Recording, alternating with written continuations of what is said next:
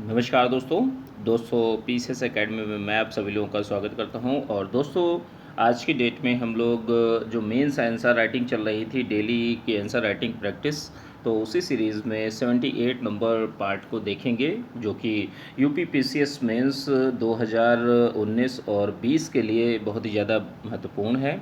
और इस answer writing को आप लोग डे बाय डे करते रहिए। यह जो आंसर राइटिंग है वो आपका बीओ वाले एग्ज़ाम और जो आपका यूपी पीसीएस एग्ज़ाम है तो उसके लिए बहुत ही ज़्यादा महत्वपूर्ण है। तो जो लोग भी अच्छे से आंसर राइटिंग कर रहे हैं, आप लोग अच्छे से करते रहिए, जो भी समय मिला है उसको अच्छे से करते रहिए, ठीक है। तो ये सारी चीज़ें हैं दोस्तों। और ये वीडियो दोस्तों आप लोगों को अच्छा लगता है तो वीडियो को लाइक कर दीजिएगा और वीडियो को शेयर भी करा दीजिएगा। वीडियो आपको कैसा लगा इसके लिए आप लोग कमेंट करके ज़रूर बताइएगा, ठीक है। अब आज का जो प्रश्न है, प्रश्न को देखते हैं। आपका जीएस फर्स्ट पेपर का प्रश्न है, प्रश्न संख्या 155 है और 200 शब्द सीमा में इस प्रश्न को बहुत अच्छी तरीके से लिखना है, ठीक है। और जो प्रश्न लिखना है उसको लिखने से पहले जैसे कुछ सावधानियां ध्यान में रखनी होती हैं कि जैसे जो ग्रामर की गलतियां हैं वो आपसे नहीं होनी चाहिए। जो इंट्रोडक्शन पार्ट है, बॉडी पार्ट है, कंक्लूजन पार्ट है, तो तीनों में एक कविता, श्लोक, मूवी के गीत, बोल या महान विचारकों की लाइन या प्रश्न से संबंधित कोई अच्छी लाइन अगर आपको आती है तो उससे स्टार्ट कर सकते हैं और अपने उत्तर को बेहतर बना सकते हैं। उत्तर को दो फॉर्मेट में लिखना है, पॉइंट्स के फॉर्मेट में और यह तो पैराग्राफ के फॉर्मेट में, जो भी रेलेवेंट हो उसी के अनुसार चीज़ों को लिखना है, ठीक है। इसके साथ में और क्या चीज़ें अटेम्प्ट करनी है आप लोगों को कि जैसे जो लयबद्धता है प्रश्न में आपके होनी चाहिए और जो शब्द सीमा है उसका खास ख्याल रखना है कि 200 शब्द सीमा आपसे कही गई है तो उसी में लिखने का प्रयास करिए, ठीक है। जो प्रश्न है उसमें आप लोगों को क्या करना है कि जो अच्छे कीवर्ड होते हैं, जो डेटा होता है, उसको अंडरलाइन करने का प्रयास करिए, जिससे एग्जामिनर के ऊपर प्रभाव पड़ता है कि आप इस चीज़ को पढ़ें, इसको देखें, ठीक है। तो इन सारी चीज़ों का ध्यान रखते हुए आप लोगों को अच्छे से उत्तर लिखना है, ठीक है।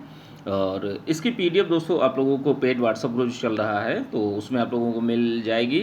और पेड व्हाट्सएप ग्रुप जो लोग भी ज्वाइन करना चाहते हैं इस व्हाट्सएप नंबर पर मैसेज कर सकते हैं। चलिए प्रश्न को देखते हैं। प्रश्न क्या है? विश्व के वन संसाधनों पर प्रकाश डालना है आपको। जो विश्व में वन संसाधनों की स्थिति जो है उस पर आप लोगों को बताना है। तो देखिए जो फॉरेस्ट होते हैं, जो वन होते हैं, ठीक है, तो वन संसाधनों पर हम लोग आज बात करेंगे बहुत अच्छी तरीके से। और वन संसाधन जो है देखिए मूल्यवान संसाधन माना जाता है और बहुत सारे विद्वान इसे हरा सोना की संज्ञा भी देते हैं। अब देखिए एक अच्छे वन संसाधन स्थिति को प्राप्त करने के लिए कौन कौन सी चीज़ें महत्वपूर्ण होती हैं कि जैसे जो जलवायु है वो अच्छी होनी चाहिए, मृदा है, स्थलाकृति है, वर्षा है, प्रकाश है। तो इन सारी चीज़ों पर चीज़ें डिपेंड करती हैं कि यह जो वन स्थिति है या वन संसाधन हैं ये किस तरीके से उगेंगे, ठीक है। वनों से बहुत सारी चीज़ें हमें प्राप्त होती हैं, ठीक है। एक पारिस्थितिक तंत्र बना रहता है, ठीक है, ऑक्सीजन हमें प्राप्त होती है। दूसरी चीज़ जैव विविधता बनी रहती है और पर्यावरण को ये शुद्ध बनाने का कार्य करते हैं। तो बहुत सारे हमें अच्छे अच्छे संसाधन जो हैं वनों से प्राप्त होते हैं। अच्छी लकड़ियाँ प्राप्त होती हैं, अनेक उपयोग में उन लकड़ियों का उपयोग किया जाता है, ठीक है। अब अगर विश्व में जो कौन कौन सी वनों की स्थितियां हैं तो उनको देख लेते हैं। तो सबसे पहले प्रकार का जो वन आता है वो विषुवतीय वन कहलाता है। जो विषुवत रेखा, जो 0 डिग्री रेखा होती है, 0 अक्षांश की रेखा, तो उसको विषुवत रेखा कहते हैं, ठीक है। और यहाँ जैसे होता क्या है कि 0 डिग्री जो रेखा होती है, ठीक है, तो उसके 5 डिग्री ऊपर और 5 डिग्री, जैसे मान लीजिए विषुवत रेखा ये है तो 5 डिग्री ऊपर और 5 डिग्री नीचे, तो इस तरीके से यहाँ इस क्षेत्रों में आपके ये विषुवतीय वन पाए जाते हैं। अब देखिए यहाँ पर टेम्परेचर अधिक रहता है, तो टेम्परेचर अधिक होने के कारण वर्षा भी बहुत ज़्यादा होती है, जिसके कारण जो विषुवतीय वन जो होते हैं बहुत ज़्यादा घने होते हैं और लंबे होते हैं, ठीक है। होता क्या है कि यहाँ पर वर्षा की मात्रा जो होती है वो लगभग 200 सेंटीमीटर से अधिक होती है, ठीक है। जो टेम्परेचर होता है वो बहुत ज़्यादा होता है और आर्द्रता जो होती है, आर्द्रता भी बहुत ज़्यादा होती है। यहाँ के जो वन जो होते हैं अधिक लंबे होते हैं और चौड़ी पत्ती वाले होते हैं। कभी कभी ऐसा होता है कि जो लैंड होती है, लैंड पर प्रकाश भी नहीं पहुँच पाता है, ऐसी स्थितियाँ, मतलब बहुत लंबे लंबे वन पाए जाते हैं और विश्ववतीय वन इनको कहा जाता है। दूसरे प्रकार के वनों की बात कर लेते हैं तो देखिए मानसूनी वन कहा जाता है। मानसूनी वन के लिए वर्षा की मात्रा जो चाहिए होती है वो आपकी 100 से 200 सेंटीमीटर की वर्षा चाहिए होती है। इस 100 से 200 सेंटीमीटर के बीच में वर्षा होती है इसमें, ठीक है, इन वनों में। अब देखिए वर्षा जो होती है मानसून, आप लोगों ने देखा भी होगा मानसूनी वन तो मानसून से प्रभावित होते हैं, ठीक है। वर्षा केवल ग्रीष्म ऋतु में होती है, ये भी चीज़ें होती है। और जैसे वर्षा के टाइम में तो पानी इनको मिलता रहता है, लेकिन फिर उसके बाद जल की कमी हो जाती है और इसी के कारण यहाँ के जो वृक्ष होते हैं वो पत्तियाँ गिरा देते हैं। वनों की बात कर लेते हैं। इन जो मानसूनी वन है तो उनमें कौन कौन से वन पाए जाते हैं, तो जैसे सागवान है, बाँस है, साल है, चंदन है, शीशम है, देवदार है, जामुन है। तो ये विभिन्न प्रकार के वन पाए जाते हैं जो कि महत्वपूर्ण लकीर जो वन हैं ये काफ़ी उपयोगी होते हैं और यह इनका उपयोग भी कई क्षेत्रों में किया जाता है। अब अगले प्रकार के वन जो आते हैं तो उनको देख लेते हैं कि जैसे शीतोष्ण कटिबंधीय सदाबहार वन। तो देखिए उत्तरी गोलार्धों में इनकी स्थिति जो पाई जाती है तो 30 डिग्री से 45 डिग्री अक्षांश के मध्य में पाई जाती है। दक्षिणी गोलार्ध में कैसी स्थिति है कि 35 डिग्री अक्षांश से सुदूर दक्षिण तक जो फैलाव होता है इनका पाया जाता है शीतोष्ण कटिबंधीय सदाबहार वनों का, ठीक है। और ये जो वर्षा होती है प्रायः सर्दी के मौसम में होती है। जो ये वन होते हैं शीतोष्ण कटिबंधीय सदाबहार वन, तो यह वर्षा जो चाहिए होती है, यहाँ पर वर्षा जो प्राप्त होती है तो 60 से 90 सेंटीमीटर की वर्षा यहाँ पाई जाती है। और शीतोष्ण कटिबंधीय सदाबहार वनों के जो वन हैं उनको बात कर लेते हैं कि कौन कौन से वन, जैसे ओक है, जैतून है, अंजीर है, यूकेलिप्टस है। तो ये इस विभिन्न प्रकार के वन पाए जाते हैं, ठीक है। इसके बाद अगला जो पॉइंट आता है शीतोष्ण कटिबंधीय पतझड़ वन, ठीक है, शीतोष्ण कटिबंधीय पतझड़ वन। तो अब इन वनों की स्थिति को देख लेते हैं। तो देखिए यह शीतोष्ण कटिबंध क्षेत्र में आते हैं और इनकी स्थितियां जो होती हैं 30 डिग्री से 40 डिग्री अक्षांशों के मध्य पाई जाती हैं। इनको अन्य नामों से जाना जाता है, जैसे यह इनकी स्थितियां और भी हैं कि जैसे पश्चिमी यूरोपीय वाला क्षेत्र जो है, जो पश्चिमी यूरोपीय जलवायु क्षेत्रों में इस प्रकार के वन पाए जाते हैं। अब जैसे वर्षा बात कर लेते हैं कि जो शीतोष्ण कटिबंधीय पतझड़ वन है तो इनमें वर्षा की कितनी ज़रूरत होती है, तो देखिए वर्षा की मात्रा 50 सेंटीमीटर से कम यहाँ पर प्राप्त होती है इस प्रकार के वनों को। और टेम्परेचर जो होता है, टेम्परेचर 3 डिग्री सेल्सियस से 8 डिग्री सेल्सियस के मध्य पाया जाता है। वनों की बात कर लेते हैं तो वन कौन कौन से प्रकार के पाए जाते हैं इन वनों में, ठीक है, जो शीतोष्ण कटिबंधीय पतझड़ वन हैं इनमें। तो वनों की जहाँ तक बात करते हैं तो चेस्टनट आता है, बर्च आता है, वालनट आता है और अन्य बहुत सारे आते हैं, इत्यादि आते हैं। अब जो चीज़ें हैं, ठीक है, इस प्रश्न में जिस प्रकार के वनों का उल्लेखित करना है सभी चीज़ों की आपको बतानी है चीज़ें। और अगला जो है आपका वन है वो कोणधारी वन है, ठीक है, कोणधारी वन। तो देखिए कोणधारी वनों की जहाँ तक बात कर लेते हैं तो इनका विस्तार जो है वो उत्तरी अमेरिका और उत्तरी यूरोप में अधिकतम विस्तार पाया जाता है। और इनकी अक्षांशीय स्थिति कैसी होती है, 50 डिग्री उत्तरी अक्षांश से 70 डिग्री उत्तरी अक्षांश के मध्य में पाई जाती है। इसको साइबेरिया में इसे टैगा वन भी कहा जाता है, ठीक है। और जैसे देखिए जो ये वृक्ष होते हैं तो ये लगभग 30 मीटर लंबे होते हैं और इनकी पत्तियां कैसी होती हैं, पत्तियां पतली होती हैं और नुकीली होती हैं। तो ये कुछ विशेषताएं हैं वनों की, ठीक है। तो इस प्रश्न को दोस्तों आपको 200 शब्द सीमा में इस प्रश्न को बहुत अच्छी तरीके से लिखना है। इसको अच्छी तरीके से आप लोग लिखने का प्रयास करिए। इसकी पीडीएफ दोस्तों आप लोगों को पेड व्हाट्सएप ग्रुप में मिल जाएगी। तो पेड व्हाट्सएप ग्रुप जो चल रहा है 2019-20 के लिए बीओ का मेंस भी चल रहा है, तो जो लोग भी ज्वाइन करना चाहते हैं ज्वाइन कर सकते हैं। डिस्क्रिप्शन बॉक्स में डिटेल पड़ी हुई है, चेक कर सकते हैं, ठीक है। चलिए लेट न करते हुए दूसरा प्रश्न देखते हैं आज का। यह प्रश्न जो है पेपर सेकंड का है, प्रश्न संख्या 156 है और 125 शब्द सीमा में इस प्रश्न को आप लोगों को लिखना है। ठीक है, निवारक निरोध से क्या तात्पर्य है, प्रिवेंटिव डिटेंशन क्या होती है। ठीक है, निवारक निरोध से क्या तात्पर्य है, इससे उत्पन्न चिंताओं को बताइए कि आखिर ये जो कानून लाया गया था तो इससे उत्पन्न कौन कौन सी चिंताएं हैं, इसको आप लोगों को बतानी है। तो देखिए, सबसे पहली बात तो यही कर लेते हैं कि जैसे यह जो प्रश्न है, प्रश्न को लिखने से पहले वही सावधानियां कि जैसे जो ग्रामर की गलतियां हैं, आप जब उत्तर लिखते हैं तो लिखते समय आप लोगों को ध्यान रखना होता है कि आपसे ग्रामर की मिस्टेक नहीं होनी चाहिए। ठीक है, क्योंकि ये चीज़ें अक्षम्य होती हैं।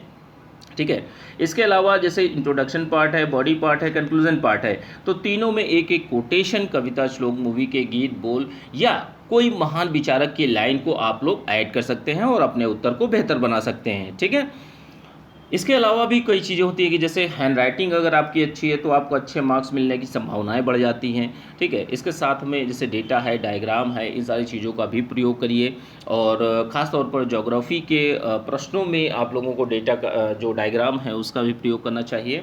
इसके साथ में जो सीक्वेंसिंग है, जैसे आपको उत्तर में लयबद्धता होनी चाहिए। ठीक है, इसके साथ में और जैसे जो अच्छे अच्छे कीवर्ड होते हैं, अच्छे शब्द जो होते हैं, तो उनको अंडरलाइन भी करने का प्रयास करिए। ठीक है, तो ये कुछ सावधानियां हैं। अब प्रश्न को देखते हैं। पेपर सेकंड का है, 156 नंबर क्वेश्चन है, 125 शब्द सीमा में इस प्रश्न को लिखना है। निवारक निरोध से क्या तात्पर्य है, इससे उत्पन्न चिंताओं को बताइए। तो देखिए, निवारक निरोध है क्या, इसको अब हम लोग अच्छे तरीके से समझते हैं। तो ये जो कानून लाया गया था दोस्तों, तो ये संसद द्वारा पारित किया गया था 1950 में और देखिए 1969 तक इसका विस्तार किया गया, लेकिन 1969 के बाद में इसका विस्तार नहीं हुआ। ठीक है, अब देखिए निवारक निरोध क्या है, इसको आप लोग अच्छी तरीके से समझिए कि जैसे गवर्नमेंट ऑफ इंडिया को यह अधिकार या शक्ति दे दी जाती है, राज्य को शक्ति मिल जाती है वह कि किसी भी व्यक्ति को संभावित, जैसे मान लीजिए कोई ए नाम का व्यक्ति है, ठीक है, तो उस व्यक्ति को किसी भी समय सरकार गवर्नमेंट क्या है गिरफ्तार कर लेगी। ठीक है, कि फला व्यक्ति इससे कुछ ना कुछ खतरा है और ये अपराध को रोका जा सके, ये अपराध ना कर सके, इसलिए इसको गिरफ्तार कर लिया जाए। ठीक है, अब है क्या, राज्य को शक्ति प्रदान करता है, वह किसी भी व्यक्ति को संभावित अपराध करने से रोकने हेतु हिरासत में ले सकता है। और यह हिरासत में लेना किस अनुच्छेद के तहत होता है, संविधान के अनुच्छेद 22(3) और 4 के तहत गिरफ्तारी जो होती है 22(3) के तहत उल्लेख जो है 22(4) में किया गया है। ठीक है, अब देखिए 22(1) और 22(2) में तहत क्या होता है कि जैसे व्यक्ति को संरक्षण प्रदान किए गए हैं। ठीक है, कि हर तरीके से अपना वकील रख सकता है और अन्य प्रावधान भी हैं। ठीक है, तो अनुच्छेद 22 और 22(2) में क्या है, गिरफ्तारी और हिरासत के खिलाफ में संरक्षण का अधिकार भी यह कानून नहीं देता है। ठीक है, कि मतलब वह संरक्षण भी प्राप्त नहीं कर सकता है। तो ये बहुत ही ज़्यादा चिंताजनक हो जाता है। अब जैसे कुछ आधार बताए जाते हैं कि गिरफ्तारी के आधार कौन कौन से हो सकते हैं, तो देखिए इसमें सबसे बड़ी चीज़ यही आती है कि स्टेट की सिक्योरिटी सबसे पहले नंबर पर आती है कि राज्य की सुरक्षा बहुत ही ज़्यादा महत्वपूर्ण होती है। ठीक है, राज्य की सुरक्षा का क्या मामला है कि राज्य में किसी भी प्रकार के व्यक्ति से अगर किसी भी प्रकार का खतरा उत्पन्न होता है या जो कानून व्यवस्था है उससे चीज़ों को खतरा है, ठीक है, सार्वजनिक व्यवस्था जो लॉ एंड ऑर्डर होता है इसकी कोई प्रॉब्लम आती है तो व्यक्ति को किसी भी समय गिरफ्तारी कर ली जाएगी। आवश्यक सेवाओं की पूर्ति और रखरखाव में अगर कोई बाधा उत्पन्न करता है या उल्लंघन करता है तो ऐसी स्थिति में उल्लंघन करने जा रहा हो उससे पहले ही गिरफ्तारी कर ली जाएगी उस व्यक्ति की। और क्या है कि जैसे विदेशी मामलों का कोई मामला आता है, ठीक है, विदेशी संबंधों से संबंधित अगर कोई मामला आता है या भारत की सुरक्षा से संबंधित कोई चीज़ आती है कि हाँ इससे भारत को खतरा उत्पन्न होगा भविष्य में, तो ऐसी स्थिति में जो व्यक्ति है व्यक्ति की गिरफ्तारी की जा सकती है। अब देखिए इससे कौन कौन सी चीज़ें हैं, निवारक निरोध की चिंताएं कौन कौन सी हैं कि आखिर ये कहाँ तक संविधान के अनुसार ठीक है या गलत है।